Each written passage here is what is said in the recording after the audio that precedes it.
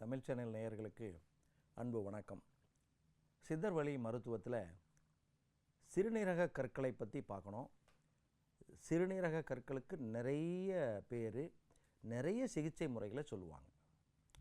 ஏன் இந்த சிறுநீரகத்தில் கற்கள் உருவாகிறது, இந்த அடிப்படை காரணத்தை தெரிஞ்சுக்கிட்டால் அந்த கற்கள் உருவாகாமல் நம்ம தடுக்க முடியும். இப்போ நிறைய பேருக்கு இருக்குது, குழந்தைங்களுக்கு இருக்குது, பெரியவங்களுக்கு இருக்குது.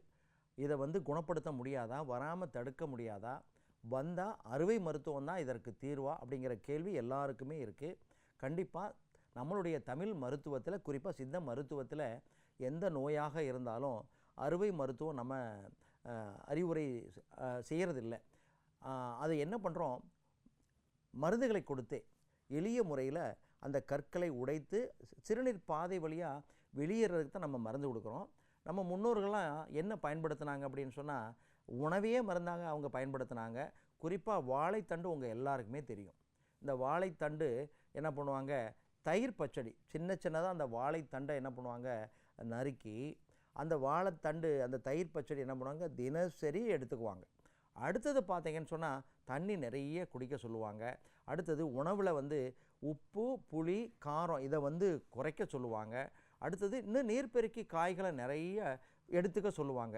சுரைக்காயை அதிகமாக எடுக்கிறது, வெள்ளை பூசணி அதிகமாக எடுக்கிறது, வாழைப்பூவை சமைச்சு சாப்பிட்றது, புடலங்காய், பீக்கங்காய் இந்த காய்களை அதிகமாக எடுத்துக்கிறது, நீர்மோர் அதிகமாக சேர்க்கறது, அதே போல் பழைய சோறு நீராகாரத்தை அதிகமாக எடுத்துக்கிறது. அடுத்தது தண்ணி குறைஞ்சது 3லிருந்து 4 லிட்டர், ஏன் 5 லிட்டர் வரை பயன்படுத்த சொல்கிறது. சிறுநீர் அடக்காமல் இருக்க சொல்கிறது. இதெல்லாம் முறையாக கடைபிடிச்சாங்கன்னா சிறுநீரக கற்களை அறுவை மருத்துவம் இல்லாமல் எளிய முறையில் தடுக்கவும் முடியும். வந்தாலும் அதை எளிதில் நம்ம வெளியேற்றவும் முடியும். மருந்துன்னு பார்த்தா எல்லாருக்கும் தெரிஞ்ச மருந்து தான் சிறுபீளை. உங்கள் எல்லாருக்குமே தெரியும்.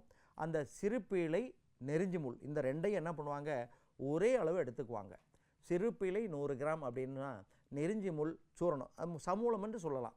இப்போ பூளப்பூன்னு சொல்லக்கூடிய அந்த சிறுபீளையை வேரோடு நம்ம எடுத்து என்ன பண்ணலாம், நிழலில் உலர்த்தி அதை காய வச்சு, அடுத்தது நெருஞ்சி முள்ளையும் வேரோடு பிடுங்கி நிழலில் உலர்த்தி ரெண்டையும் தனித்தனியாக அரைச்சி பிறகு ஒன்றா கலந்துக்கணும். திப்பி வடிவில், ரொம்ப நைஸாக அரைக்காமல் திப்பி வடிவில், அதாவது 1-2 அரைச்சி அதை நீங்கள் பத்திரப்படுத்தி வச்சுக்கிட்டு காலை இரவு 2 வேளை தொடர்ந்து இதை கஷாயம் போட்டு சாப்பிட்டுக்கிட்டு அதாவது இந்த வாழைத்தண்டு இருக்கு இல்லையா, அந்த வாழைத்தண்டு தயிர் பச்சடியை தினமும் நீங்கள் எடுத்துக்கிட்டால் சிறுநீரக கற்கள் 15 mm வரலி அல்லது 20 mm வரலி இருந்தால் கூட அது என்னாகும், 4-5 உடைஞ்சு சிறுநீர் பாதை வழியாக வெளியேறதை நம்ம பார்க்க முடியும். அடுத்தது பார்த்தீங்கன்னு சொன்னால் உலோக மருந்து மிக முக்கியமான ஒரு மருந்தை கொடுப்பாங்க சித்த மருத்துவத்தில்.